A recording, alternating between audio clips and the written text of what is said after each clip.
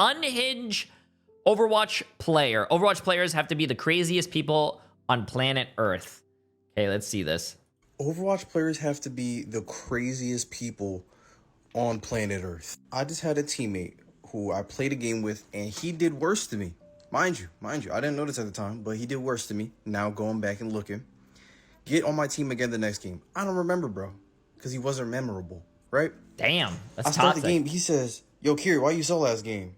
I don't know. He talking to me. I just keep it pushing. He was like, teammate types question marks. He's like, "No, I'm talking to Bab." I'm like, "Oh, he's talking to me. I'm on Bab. I'm on Bab right now." I'm like, "How'd I throw?" He said, "You TP'd and Suzu me when I was fine." I was like, "My bad, bro. I don't remember. If I did, I might have sold my B. My fault." Play the first round like usual. Second round starts. He says, "All right, now back to that last game." Oh, bro. Bruh. I hate He people says, like since that. you have short-term memory, and then proceeded to throw that whole game.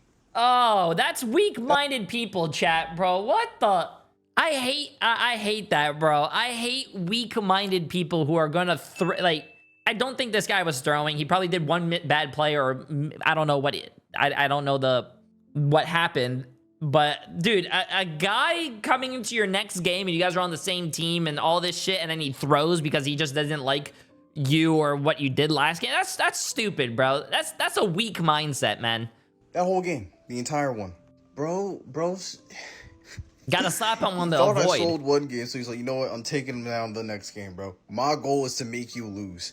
That's insane. And so naturally, I go back to replay to figure out what was the crime that I committed. What was the crime that I did that caused me to lose that game? What am I? It is an immature thing. A culprit of.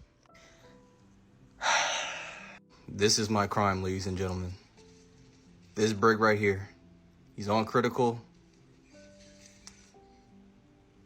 That's the crime I committed. That right there. That costed me. That one move costed me an entire ranked match. That's right there. Now, should I throw the Suzu? Probably not. He probably was going to be fine. But, bro, is that enough to crash out and sell me an entire game? Are we serious? Wait. I want to see this. This Brig right here. The Brig is half HP, critical health. Their name is Diva One Trick. Okay, that explains a lot already right there. He's on critical. He throws the Suzu. It hits him. I wish I could see more of the screen over here to see if he actually because the Suzu does heal when you hit it. And then now he's full health. I don't understand what the problem was. Did he use Suzu? Yeah, sure, but that didn't fucking cost him the game or anything. He had good intentions of trying to peel and support his other support. Bro, I hate people with that. I hate people with weak mindsets, chat. Bro got kidnapped. Holy shit. Oh, there was a trap, another trap there. Oh, that fucking sucks. I need to learn how to do that. Buff Bastion Ultimate. Chat, we haven't done TikToks in a very long time, and guess who's back? It sucks to see that not a lot of people actually work together to do all that. Like, usually Junkrat players would go on their flank or put their trap wherever, and instead of working with their hog. It would be cool to see a lot more of that. A lot more of that. Do you remember when support players were the most boosted role in Overwatch? Ooh, tanks are boosted, and it's time someone called it out. Well, that's nothing. That's nothing that no one knew already. Tank is a boosted fucking role, bro. You're playing two characters in one. You do the same amount of damage, and you have the same survivability as two tanks, bro. Nah, I'm gonna be honest with you. Tanks are boosted. The next boosted thing are support players, and then the third one is DPS players. We have it rough out here. Let's watch this, chat. Well, consider that ancient history, because right now, and honestly for quite some time, tank players have been far and away the most boosted players in Overwatch. And you know what's crazy? There's some tank players who cry that tank is... I do think tank needs survivability, but tank doesn't need the damage output that most of these tanks have. It's fucking crazy, dude. Now listen, I'm not saying this because of the changes that just happened. I know that many tank players did not want any of these changes to go through. However, 90% of the comments on my last video talking about that patch were people saying, "Oh, but then tell me why when I walk out of spawn, I immediately get one-tapped as a tank." You don't get one-tapped as a tank. It's literally impossible to get one-tapped as a tank.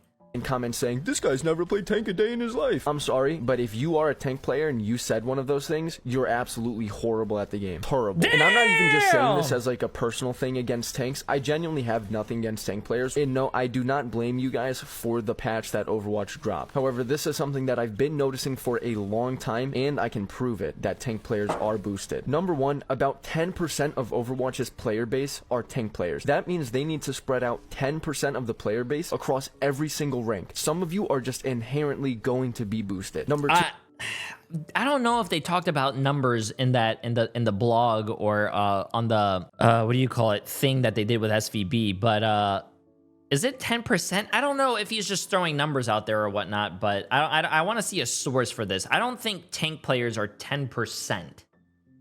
I don't think that. Because that's fucking ridiculous. Because I do think there are not as many tank players as there are DPS and support. I think there's more DPS players than and then support players, and then last is what do you call it, tank, but have less competition. You don't have to be nearly as good to climb. You just have to be a little bit better than the other tanks in your rank to climb through the ranks as a tank player. This is very similar to what we saw happen with the support role. Most support players are terrible at the game, and that's true to this day, and I'll stand by that. So all it took was for you to be slightly better than the other support players around you for you to rank up, to boost your rank. That exact same thing is now extremely true with tank. There's not that many people playing it. Most of them that play it are terrible. All you have to do is be a little bit better than them to climb through the ranks. This guy's never played tank. He has no idea what he's talking about. You're right. Tank is my least played role, which is ironic because I then went from Plat 4 to GM 4, top 500 by the way, in under 60 games with an over 80% win rate. When was this made? Because he's playing Malga 710. So that was a month ago.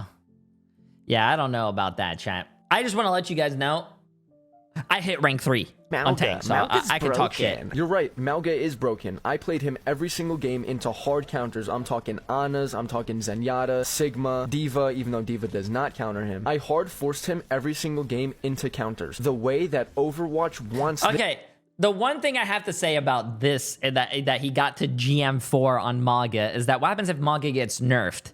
He went from this is my problem I have here. If he said I forgot what rank you already went to. If you go from silver or gold all the way to GM4, one tricking Malga, and then Malga gets nerfed where Malga is not playable and you have to play other characters, bro, no offense, I feel bad for your teammates. You're probably gonna get demolished because you climbed to a rank that you now have to play other characters on that you probably don't play at that level. So the game to be played. And now that is the exact same state that they are attempting to just bring every single tank into, to where they are way too strong that you never have to swap off them regardless of what people pick. And that's why I don't like one tricking, by the way. A lot of people will get upset about one tricking.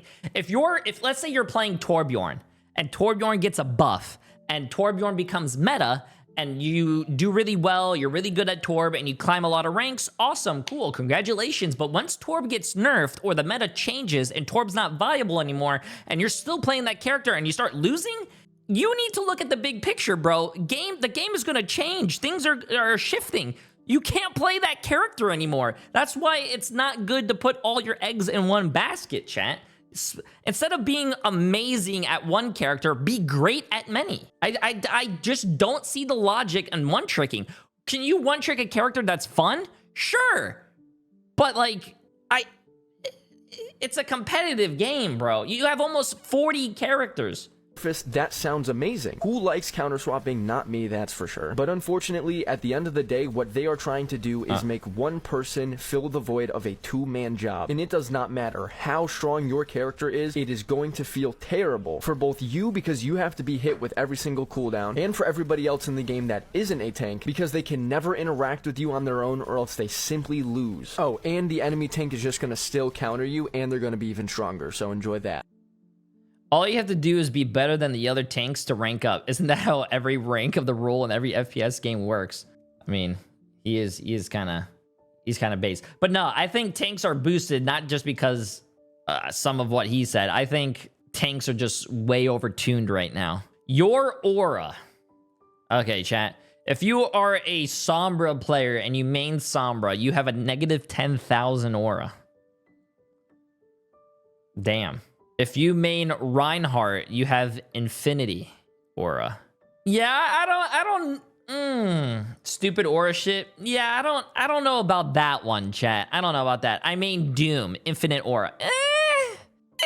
I feel like Doom players are like crybabies, bro. If something happens, God forbid, to their character, you know they're gonna fucking do it like a scientific theory on why the character's now bad. I don't know, man. I don't think Doomfist has infinite aura. I main May, negative 10,000. Okay. I main Widow, plus 10,000. Okay. I main Kiri, plus 10,000. Okay. I wouldn't say that about Kiri because the character is a little broken, chat. But are they going to nerf Kiri? Probably not, because Kiri's skins sell. I'm just saying. Suzu is a broken ability. Having a teleport on like a fucking 6 or 8 second cooldown through walls, kind of broken, chat. Headshotting for almost like, well, I think they changed it, but it used to be, what, 3 times the damage? Or 2.5 or something? His name is Cassidy, plus 100,000 aura. Yeah, I don't know about that, chat. Cassidy, do you guys think Cass has a...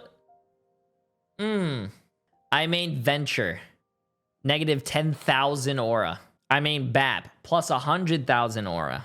I main Lucia, plus 100,000 aura.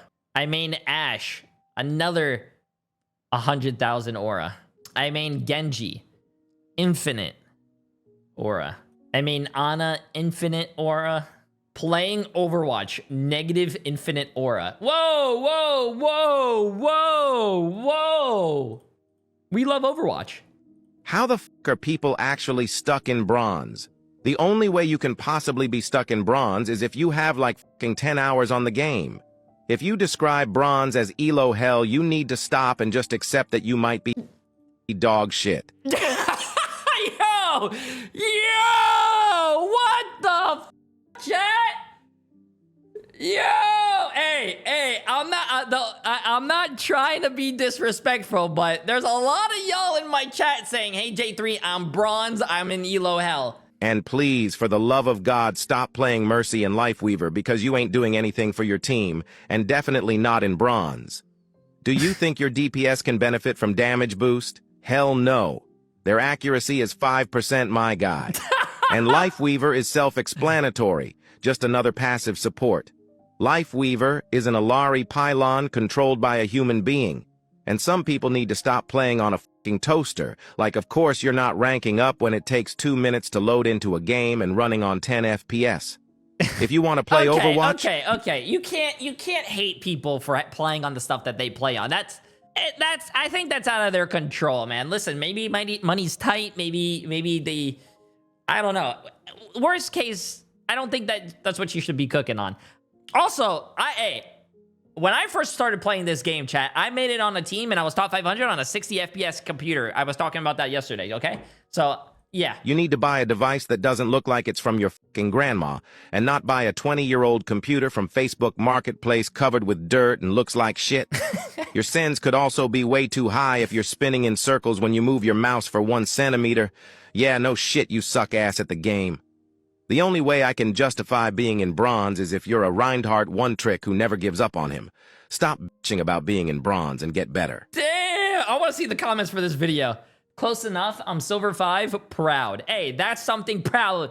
That's something to be proud of. My opinion is bronze/silver are actual bots. Chat. Ooh, this guy's roasting. Hey, listen. I'm just saying, these people who insult people are usually low rank and have big egos themselves.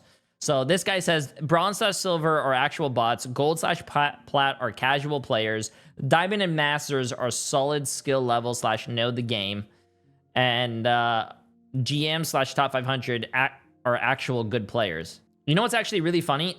I've been top 500 in Overwatch 1 and Overwatch 2 and for like 50 seasons now, top 10 multiple times, top 1, whatever. And I still get people saying J3 sucks, J3 dog shit. Listen, I'll fucking shit on all y'all. Look at my teammates, bro.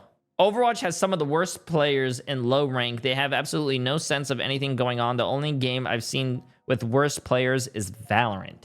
I don't know. Does Valorant low rank suck? I've never really played that. I was stuck bronze as a new player, created a new account, and got placed plat. So now, bro, a lot of this was on me, but the MMR in bronze is actually insane, especially for a new player. I heard that before. A lot of people making new accounts and placing higher. I have 110 hours of play and 58 hours in comp mode. I am at bronze 3. The highest I've been is bronze 1. No matter how much I strive, I can't get out. Bro, I started playing Overwatch 2 months ago. That's crazy. You know what's actually really crazy to me is that there's a lot of people just discovering Overwatch or trying Overwatch for the first time. Like, that's crazy to me. It's easy to play Overwatch every day and look at it and call it a terrible game and point out every single one of its flaws. I do that all the time. People constantly ask me, oh, is bro ever gonna be happy about something? And today, I am gonna decide to be happy about something. I know everybody's pointing out how miserable Tank is right now, and that's true, and I don't want to take away from that, but Overwatch honestly has done a good job of getting the DPS role back to where it should be. DPS heroes as a whole are the strongest they've ever been in Overwatch 2. Cass is really good, Pharah's really good, Echo's pretty good, Reaper's not bad. I don't think it's the characters that they did. I think it's the passive. It's not bad. Venture can be really good. Tracer's good. Symmetra's pretty good. Honestly, she's quite slept on. There are tons of good characters in the DPS role right now, which feels really refreshing, especially coming off a season of straight hit scan jail. That being said, nerf Pharah, please. She's so broken. One thing I don't... How old is this TikTok? This was a month ago, chat. DPS is in a great spot right now. A month ago, wasn't it just Cass Pharah? Literally, the only things that you could play is Cass Pharah. Don't like is that I never see people pointing out the good things that Blizzard does. And since Blizzard recently has been showing that they are willing to listen to the community, I'm worried that they're not going to hear anything positive, and then they're just going to make more changes that go in the wrong direction because they don't know what is actually good right now. So I think it's important that people point out that DPS and honestly, in my opinion, the support role are both in a good spot right now. Now, if we want to talk about how to fix Tank, that's a completely different issue. And that's where we see him go off on Tank. Yeah, I don't know, man.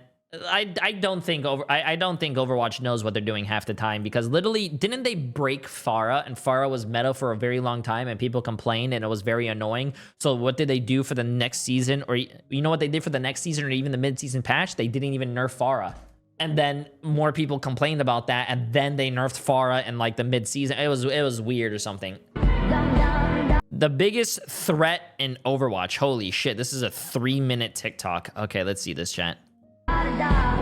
It's obviously me. There are so many things about the Overwatch lore that will never get answered because does this guy Blizzard, not have a shirt on? This is one of the biggest mysteries that I feel like is never really talked about when it comes to the Overwatch lore. For those of you who don't know, when in Sombra's lore, before she had to completely eradicate her existence and go under the names of Sombra, she was doing some hacking, and then she uncovered some secret government files. They literally found her as she was searching and practically knew where she was, which caused her to go into hiding. But this brings a lot of conspiracies, because what did Sombra find? What did Sombra find that was so top secret that it caused people to hunt her? And it caused her to literally eradicate any trace of her existence from the world. But I have a couple of theories that I feel like make the most sense. I'm gonna be honest with you. If Blizzard actually really wanted to get new players into this game and make their fan base bigger, they need to reach in their pocket a little bit,